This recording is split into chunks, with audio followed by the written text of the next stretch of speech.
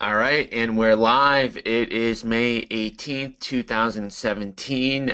Welcome to the call. I am going to jump right into the questions that are popping up on my chat screen right now.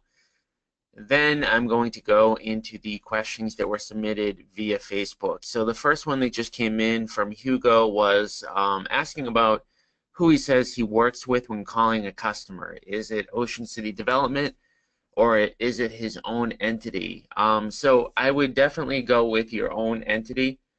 I don't really have a problem if you do say Ocean City Development, but technically speaking, any contracts that you enter into are going to be under your entity or your own personal name. So that's who I would say that you are representing anytime that you make a call. All right, so let's see here, and I'm going to jump now into the questions that came in to the Facebook. Walter, when collecting money from private lenders, what system do you use to keep track of loan payment and terms? Yeah, so we actually have a full-time accountant who not only does the private money payouts, but does all of our payroll and everything accounting related. So we don't use the app that we use is QuickBooks, but we don't really have any sort of specific system for it other than everyone gets paid out on the first of the month.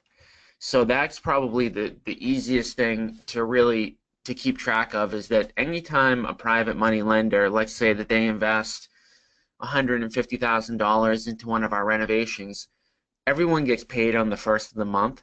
So we have, a list of the investors that we're making payments to, and the amount of the total balance that they have lent to us. And so we offer a 12% annualized rate of return on the investments when they lend directly to us, which equates to 1% per month.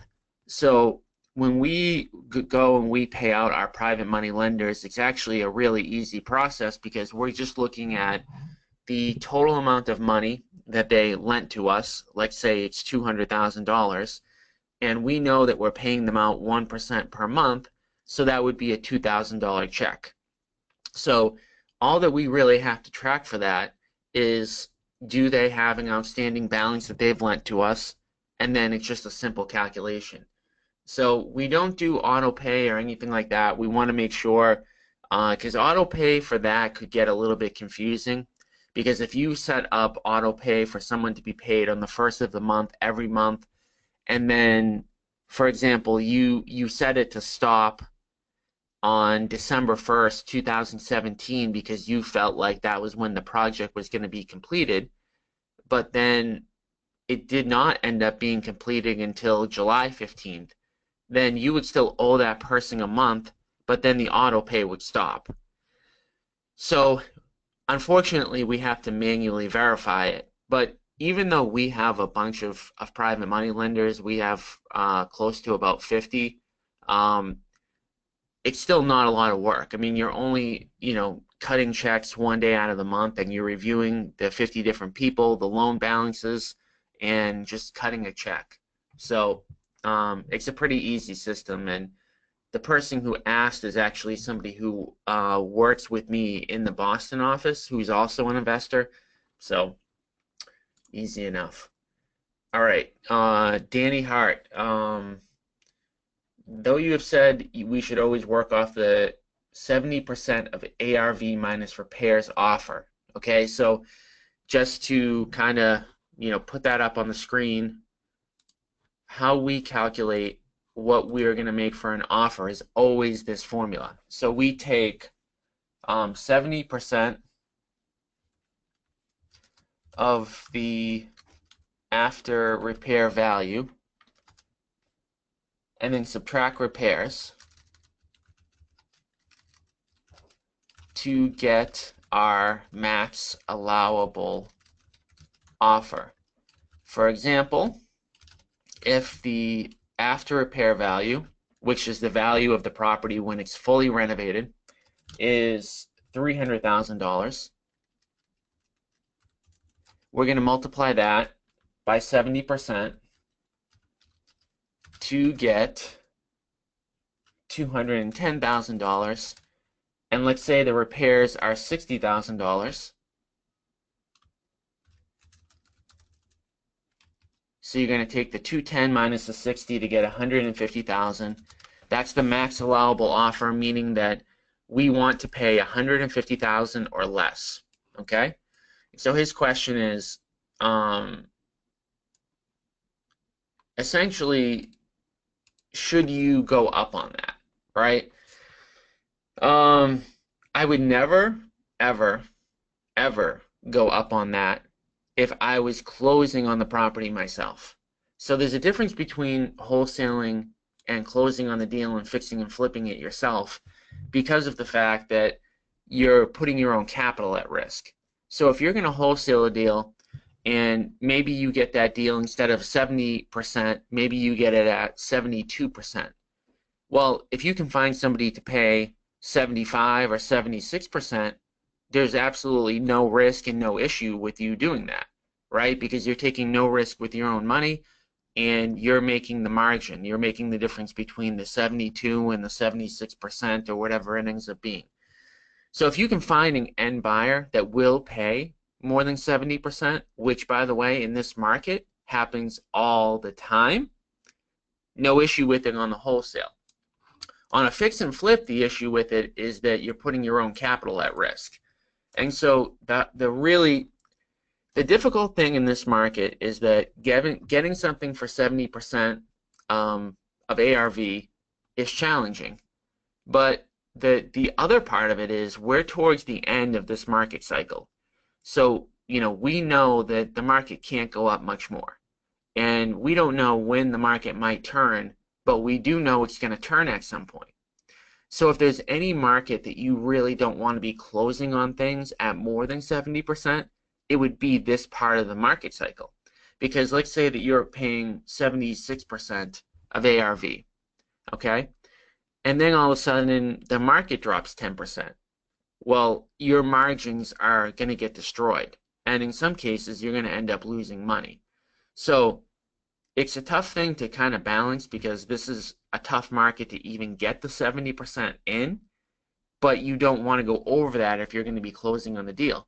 And again, if you're wholesaling the deal, no issue with it at all. I mean, if you can find an end buyer that's going to overpay, then that's great. I mean, when you're wholesaling a deal, you want to find those investors that are being super aggressive, that can't find deals, aren't marketing for deals, and are willing to overpay.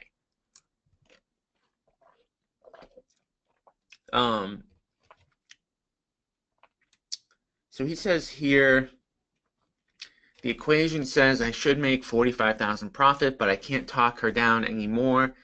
I would still make 20,000 on the deal, which would only take about 2 months to fix and flip in its condition. She's paying for everything. So on this particular case, I'm not clear whether or not you would actually ever be taking title to the property, or whether or not you would just be doing this work while she's still in the property and just making the difference. So if you're not going to be putting any of your own money into it, then again I wouldn't have an issue with it. So if you're basically going to enter into a contract with her where you're basically managing the renovation, and because it's your first deal you're going to make a little bit less, but you're not putting any of your own capital at risk, then I don't think that's a bad thing either. So if you can give me clarification on that, I don't know, Danny, if you're on the line or not, but if you are, let me know. But yeah, if you're going to put up your own capital to only make $20,000, that's not enough of a margin, and you're putting your capital at risk, and you're kind of at the beginning stages of getting leads, and you're going to get better deals anyways. So I can give you more clarification on that. All right, Michelle just typed in, we are getting leads late at night. Yes, leads late at night. Why does that happen? I don't know. It's pretty crazy. The bulk of our leads come in late at night. So they've been waiting till the next day to call and text, and have had 3 of 5 leads tell us they're not interested. Do you recommend texting or calling regardless of the time? So Automatically, when a lead comes into our system, it's going to get a text message and an email. So it doesn't matter whether or not it's 2 o'clock in the morning, 6 o'clock in the morning, they're going to get a text and they're going to get an email. So you won't have to do either of those two things. And when they do respond via text, what you're going to see is what's called a Riley conversation in Follow Up Boss. So you really don't have to worry about that. If the lead comes in late at night, don't feel like you have to call it. You definitely don't have to text it because they've already gotten a text, and you definitely don't have to email it because they've already gotten an email. So I would definitely wait until the next day. Now, if somebody tells you that they're not interested, I would push on to say, you're not interested now. You're thinking about selling in the next month or 2 months or 3 months. And I would always try to push to see, what made them fill out that form in the first place. Because typically speaking, there was some reason why they would fill out the form. Every once in a while, you'll get a seller who, for whatever reason, they just didn't know what they were doing. They didn't realize that they were going to get called or whatever. And if that's the case, then fine.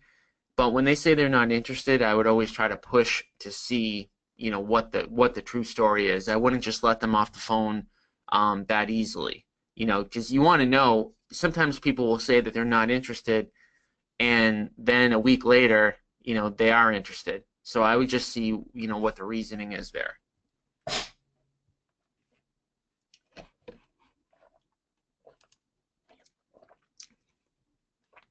All right, another one from Danny. Do you have any training on how to complete a purchase and sale agreement on a seller finance deal? Okay, I think this is a follow-up to the other question.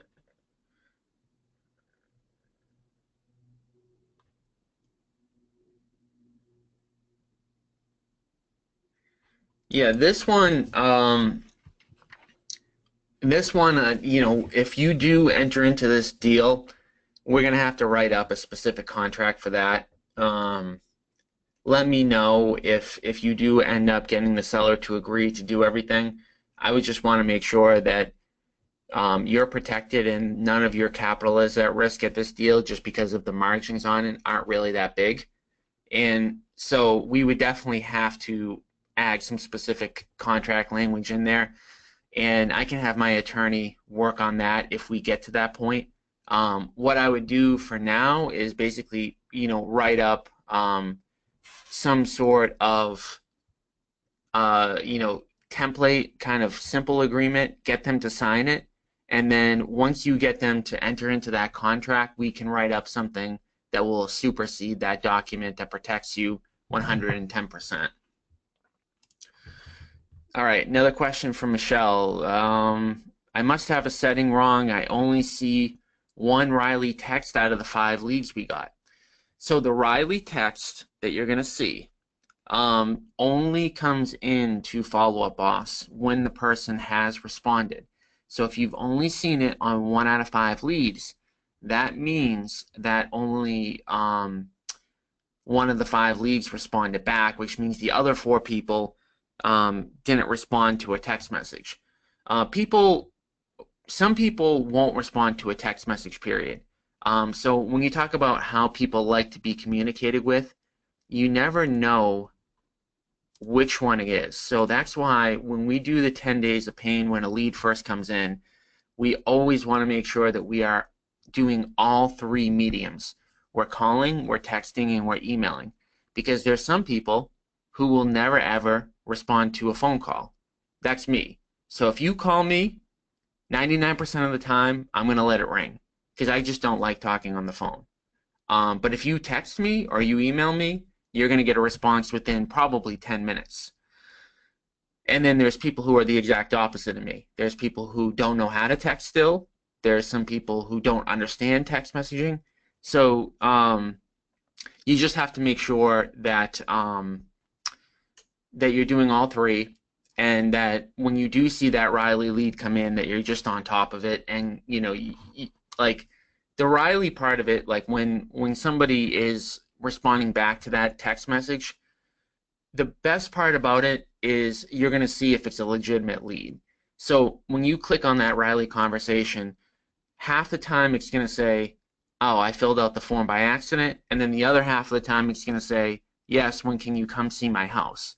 So the benefit to the Riley text messaging is that when a lead does come in at 3 o'clock in the morning, and then they respond back, yes, I'd like you to see the house tomorrow. When you click on that lead, you're going to say, oh, I know this one's a hot one. I need to focus on it. So that's really how we use that service. Why do cold calling leads come in late at night? Is there a delay, or are they doing cold calling at night? So we call all the inside sales agents for our team. They start their day at about 11 o'clock, and then they go to about 7. You're in the same, Cindy, you are in the same time zone as us, so I was going to say it could be a time zone issue. But the cold calling, the way it works is that the leads come in and then they get assigned. Most of the time they're going to get assigned right away. There can be some times where there's a little bit of a delay because the cold calling leads that come in are all manual. So there's no way to automatically get the lead to go directly to you. So when somebody fills out the form online, there's no delay at all. So when somebody types in sell my house fast, San Diego, or something like that, and then they fill out the form, that's going to go directly to the person who it should, like instantaneously. There should be not more than a 2-minute delay at this point because we just fixed that. But the cold calling, they come into the central location, and then they have to be reassigned out. Most of those leads should be reassigned out right away. There will be some delay on some of them. But the cold calling leads, they're typically appointments that are going to be set up, a day or 2 or 3 days into the future. So that shouldn't have really any big impact on you because they're never going to set a time to talk in the same day. So you should have plenty of time to make the phone appointment conversation. What is the list that we're using for cold calling? So there's a bunch of different lists that we've been kind of working on accumulating for everybody out of state. One of the lists, just as an example, is a notice of default list. So people who are behind on their mortgage. People who are behind on their mortgage obviously have a bigger propensity to want to sell to an investor. They tend to have more motivation. They tend to be more under the gun to sell. Another list that we like to hit is old expired listings. So expired listings from 2, 3, 4 years ago. Because the market has come up so much, the prices that a lot of the people wanted 2 or 3 or 4 years ago would actually be great prices for an investor to pay today. So we've had a lot of success in Boston doing that. And so for each person that we're working with now, we're working on building up a database for everybody. And, we're at the beginning stages of doing that, so we're still working out some of the kinks on that. So bear with us, but all of the cold calling leads are kind of like bonus extra leads, and we're going to get a really good system down probably within the next 2 to 3 months. So if you get a cold calling lead that is a bad lead or it's too far from you, you can either find somebody who might be willing to take it, or you can ignore it. Not that we want to throw away leads, but don't worry too much about those as of today. All right, what else do we have here?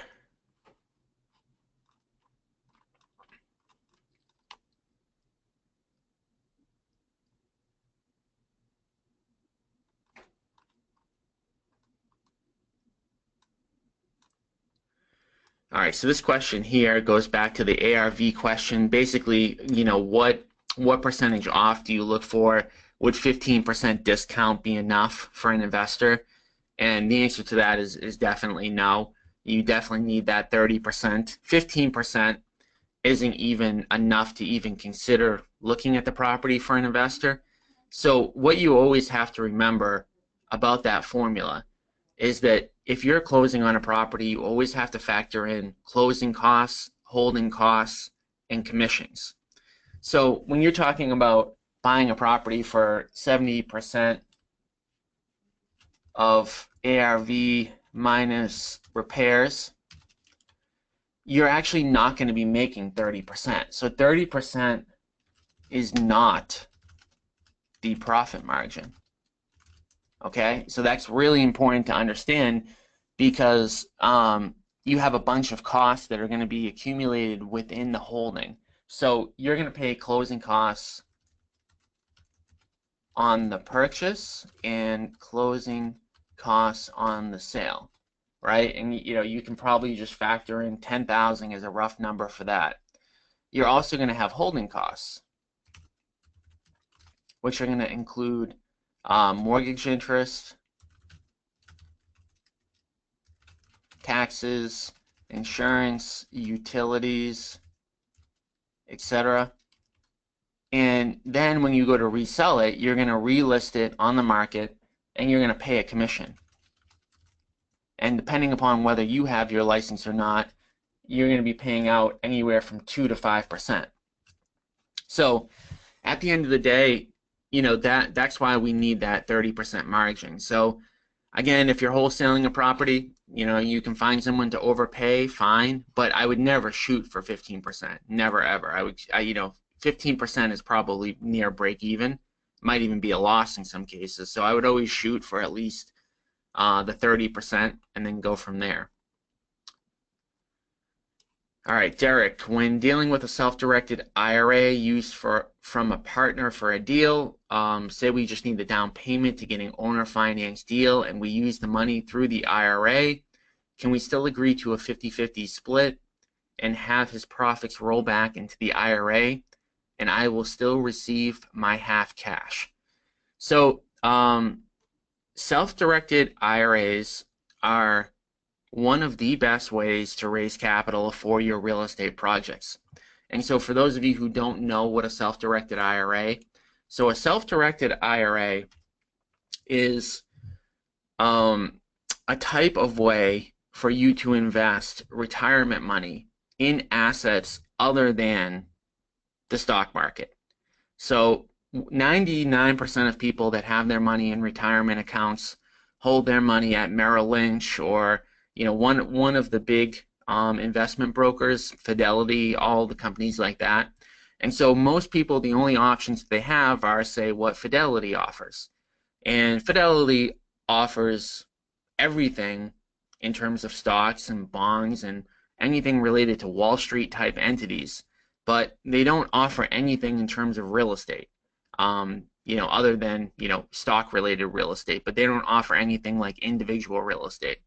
So what a self-directed IRA does is self-directed IRAs allow you to invest your pre-tax money in specific pieces of local real estate. And it doesn't have to be local. I mean, you could live in Boston and invest in real estate in Texas. But self-directed IRAs are one of the best ways to raise capital to fund your real estate deals, because most people, once they find out about self-directed IRAs, they're pretty excited about them because you can offer them, like we offer, again, a 12% rate of return for anybody that lends to us. And that 12% rate of return is a guaranteed interest payment that they wouldn't be able to get in the stock market. And people like being able to see, feel, and touch what they're investing in. So if you can get somebody that has an IRA and they are interested in doing a self-directed IRA, which is basically just getting the paperwork to be done, it can work out really, really well. But his question is, can you basically partner with somebody on a self-directed IRA? So can somebody lend you money and then you split the profits 50-50? And what I had mentioned back to him on the feed here is that I wouldn't do it as a partnership.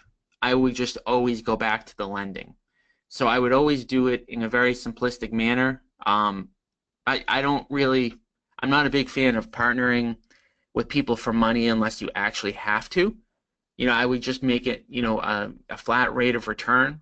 Anywhere between 8 and 15% is usually reasonable. So I wouldn't worry about this 50-50. You run into a lot of issues with partnerships on deals. So just to highlight a couple of simple examples, When you partner with anybody on a deal and they're providing money for the deal, instead of you making all the decisions, right? If you get the wrong partner or you get somebody who wants to have control over that decision, now you're arguing over what things do you upgrade on the house.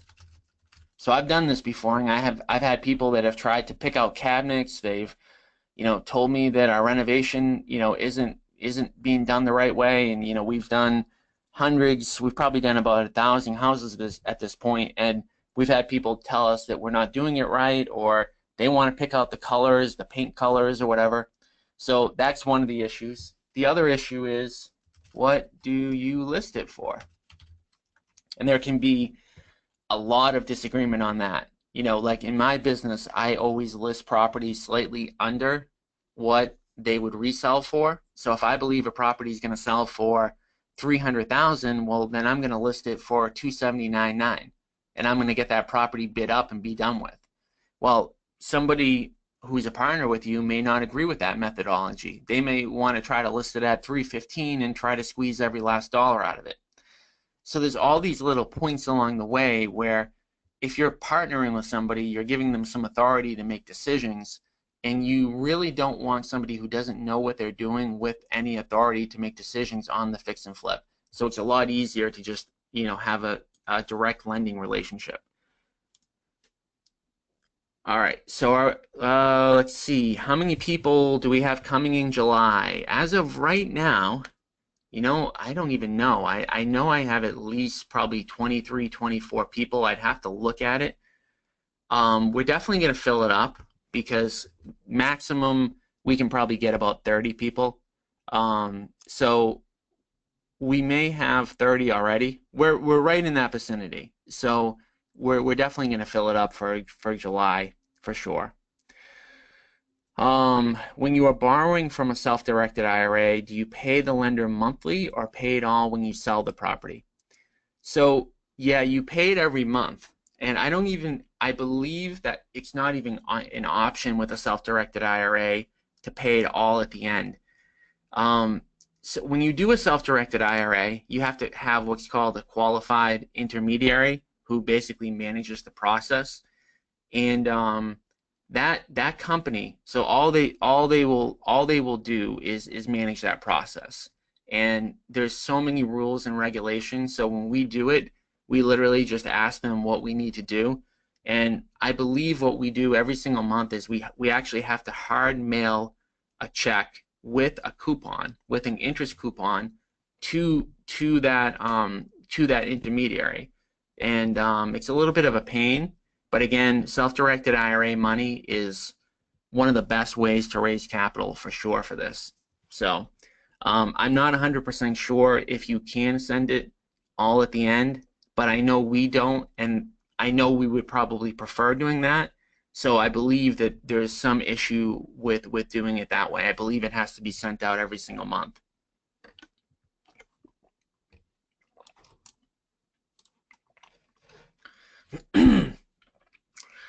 All right, thoughts on Kent Clothier's Find Motivated Sellers Now.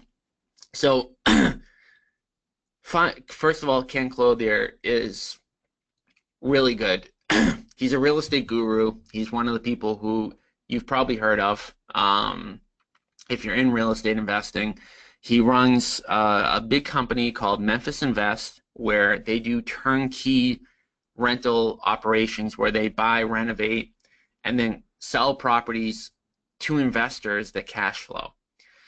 But the bottom line is he sells a lot of products also, and Find Motivated Sellers Now is one of the products that he sells.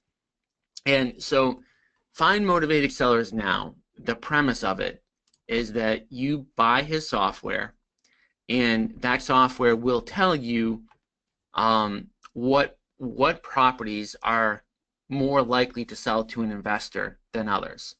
So I talk about this a lot. When you're talking about who you're going to market to, you need to build what I call a property avatar. So there are going to be specific types of properties where those are going to be more likely to sell. For example,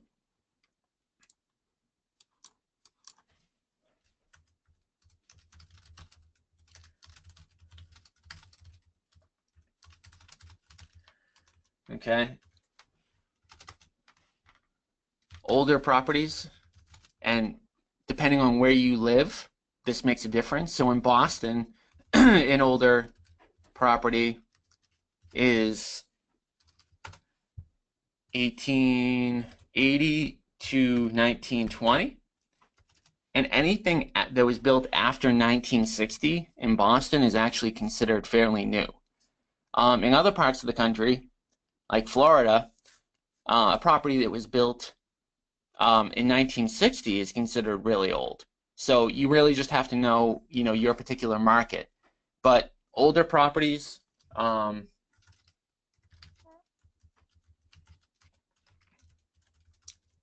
so lower price properties tend to sell more to investors. So when you're looking at who you're going to mail or cold call, you don't want to be targeting the higher price properties in your neighborhood. All right, so there's types of properties that are more likely to sell to an investor, and then there's actually types of people who are more likely to sell. So like ages 50 plus, lived in property more than 10 years. And so what Find Motivated Sellers now does when you log into it is it actually allows you to select. So I own this software. I'm actually just going to log in so I can show you what I'm talking about.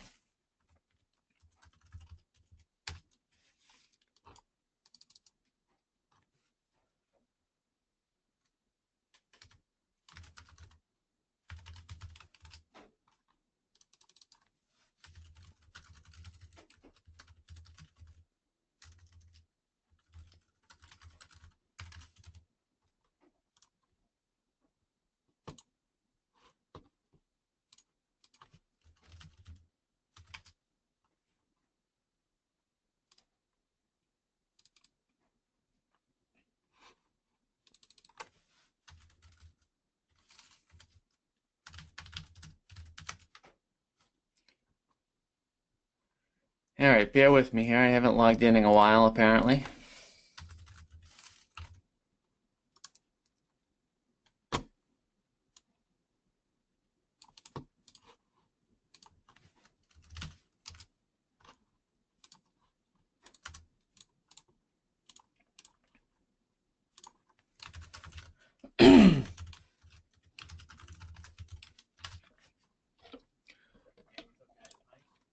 All right, so what Find Motivated Sellers now allows you to do is it allows you to go in. It allows you to select an area. And then it allows you to build a list based on the avatar that you want. So, for example, you can select based on equity. So, in general, in today's market, in 2017, you want people with equity. So if somebody has 0 to 25% equity, you really don't want to target that person. So you're going to select these two. You're going to determine if you want to target people that live outside of the property state, if they've lived in the house for over 5 years, if they're over the age of 50, if their profile shows financial distress, if their property's in foreclosure. And then what's going to happen, let's just select a couple of these. You're going to search, and essentially what this is going to do is allow you to build a database. So let's see. There are 16 total properties that fit this specific criteria. So theoretically speaking, if this was the demographics and the property types that you wanted to hit, it would then allow you to select all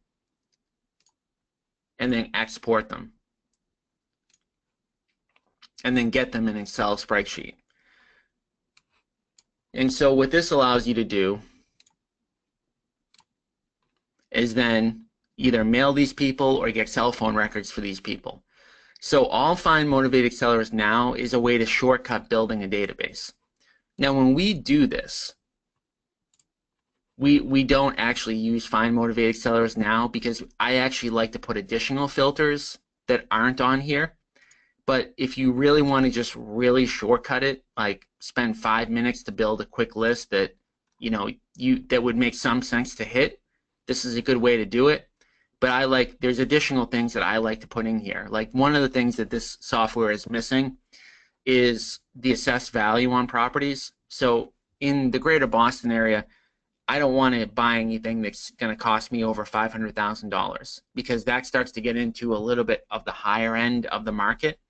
And so for me, that's really important. I don't want to hit high-end properties because those just aren't what I like to do.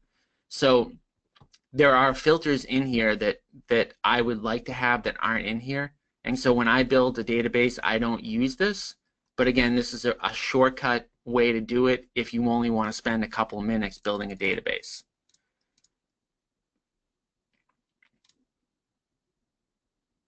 Can I use my own self-directed IRA to use the funds on a fix and flip purchase?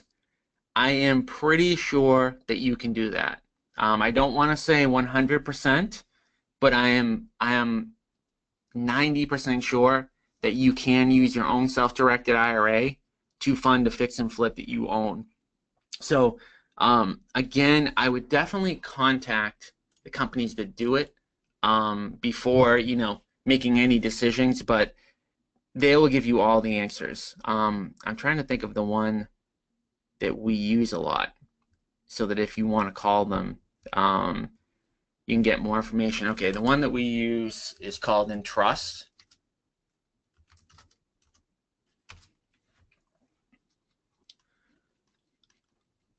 So if you're thinking about trying to raise capital using a self-directed IRA, or if you're thinking about using self-directed IRAs yourself, what I would do is go to this website here, the Entrust Group,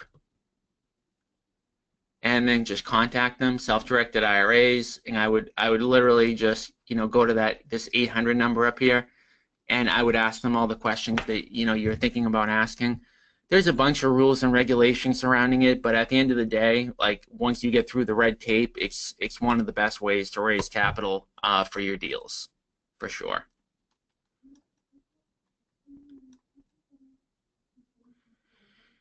All right, another question here.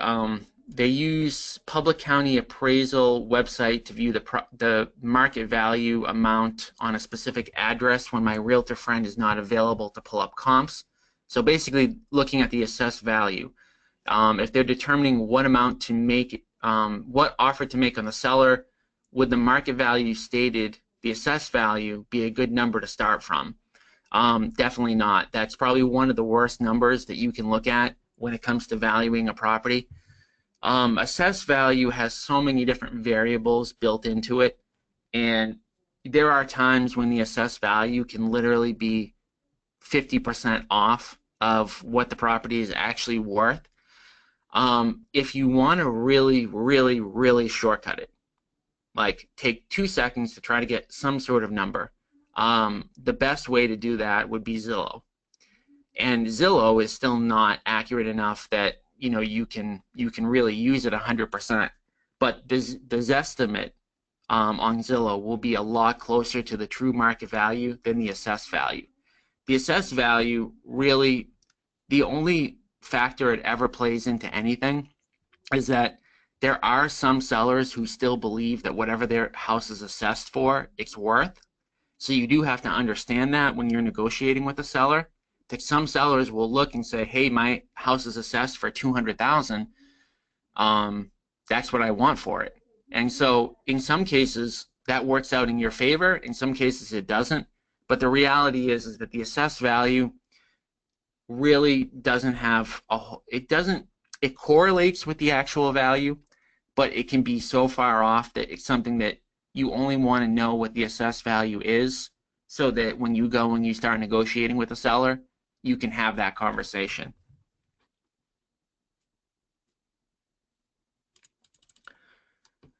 All right, so I think that was actually let's see. Yeah, we got one more. And guys, by the way, typing any questions now. If I don't get anything in the next couple of minutes, I'm probably going to wrap up. But so type anything into the chat box. But I'll get to this last question here. What's the easiest way to get motivated seller leads without having to spend too much on advertising? I'm very low on budget and need to start off in the wholesaling business.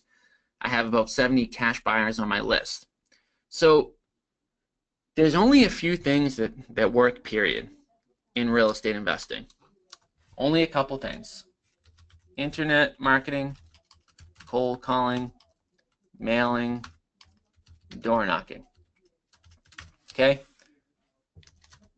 Internet marketing is awesome. I think it's the best, but it costs money. So that's out. Cold calling. The way that we do cold calling costs money. We pay people to do it. But cold calling for somebody can be completely free. So cold calling would be a great option. Probably, I would say, if you're on a tight budget, I would call it the #1 option. So what I would do is I would build a database of the properties that I wanted to buy, either by going through the MLS in your area or by going to a site like the Find Motivated Sellers Now, and I would build a database on the properties that you want to hit, get phone records for them, and call through them. And so that's probably the best way to get leads for little to no cost. Now, of course, the cost is going to be that you're going to be spending your own time, but if you have a lot of time and you don't have a lot of money, that would be my #1 way. Mailing obviously works really well. Everybody mails. Mailing is a little bit played out in 2017. It's very competitive. Everybody does it. It's kind of the lazy way to market because it's really simple and it doesn't take any real skill to do, but it costs money. So that would be out. And then door knocking. So door knocking is really, really effective, right? It's free. All you have to do is just drive around, drive to the areas, the neighborhoods that you want to buy properties on, knock on doors, and I would always leave behind a flyer. So just like you were going to mail them, you can basically get the mailing done for free if you're walking through neighborhoods. So you can door knock, you can introduce yourself, you can ask if they'd be considering offer at any point in the next 3 to 6 months or even a year, and track your notes. So door knocking works really, really well. The problem is that most people just won't do it. So I actually,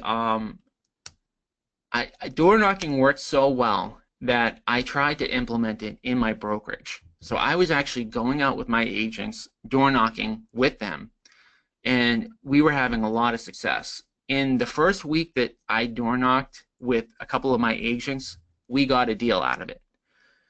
The problem is that it's very hard to manage. So if you're door knocking yourself and you're disciplined enough to go out every day and knock on doors, it can be a great marketing method.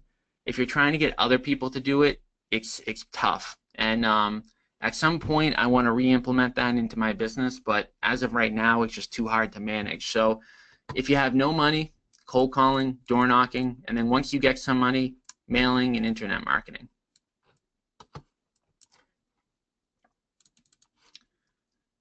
All right, guys, anything else? Definitely excited. We've kind of solidified everything with the July trip. We've got everyone in my office lined up, so you guys are going to meet everyone on my team.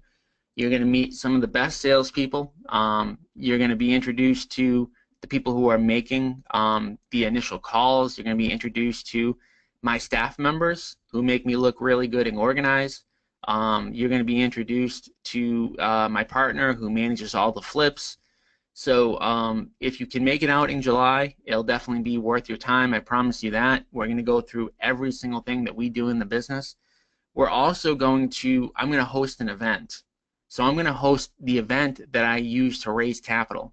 So my RIA meeting that I have every single month while people are flying in, that Thursday night, we're going to actually host a RIA event at one of my renovated properties. And you guys are going to see the exact pitch that I use to raise capital for self-directed IRAs and just passively raising capital. So Carl asked, did you get a hotel chosen yet? Yeah, so we're really close. to finalizing that. We're actually waiting back on the final numbers.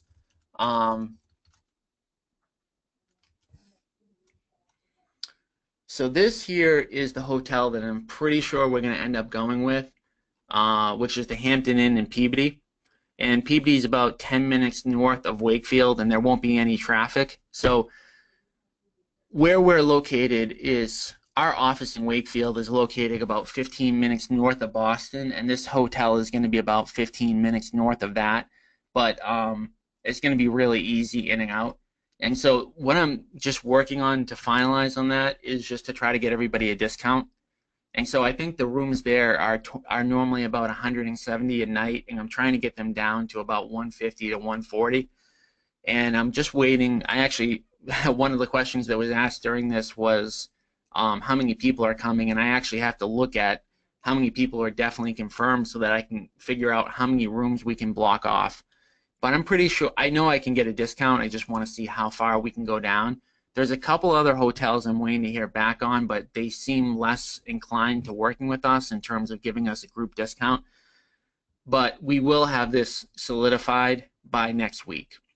But if you are flying in, you're going to fly into Boston, and then, you know, again, this is going to be about maybe a 20-25 minute drive north of Boston.